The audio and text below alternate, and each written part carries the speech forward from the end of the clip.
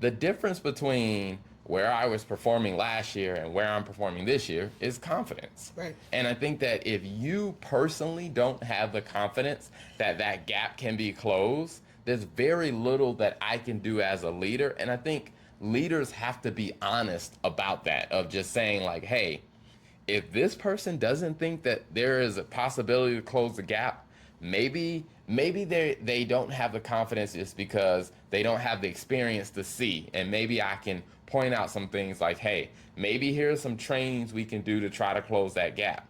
But even after I give them some resources, if they still feel like they cannot close that gap, then it's time for them to find a job somewhere else. I would Or it's agree. time for us to find a different type of job for them, if that makes sense. Yeah. And I think that that's the part that a lot of leaders really struggle with, is because they maybe they have clear goals and maybe they are having those conversations, but I don't think that they really approach those conversations and inviting the staff member to be part of the solution. Yeah.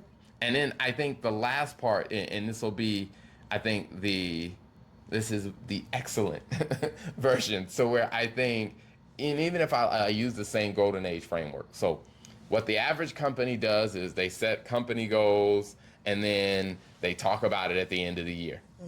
What a good company would do is they set company goals, they bring it down to the department level, and they have conversations maybe quarterly with the staff members about it. An excellent company sets company goals, set department goals, they bring it down to the individual level, they have conversations regularly, and in those conversations, they also talk about what needs to happen for you to get better. Like, how do we get you from average to good? How do we get you from good to excellent? Like, what support, where it becomes this team effort to really help people move closer to their potential.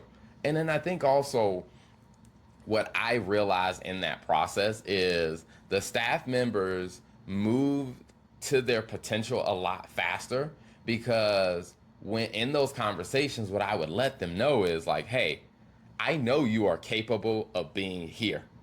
You are currently here. I think you are capable of getting here.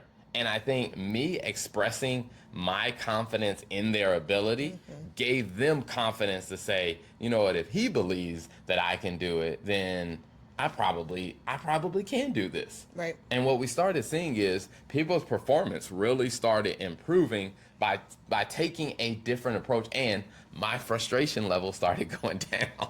Agreed. No, agreed. I think that's really good insight. And was there anything else you wanted to add on that specific topic? I'm trying to be mindful of the feedback that the team gave us on the podcast about making the podcast shorter. So I'm trying to be mindful of time. Anything else you wanted to recap? Or- Yeah, I mean, I do think that the last thing I would say is that the frustration for leaders is very real.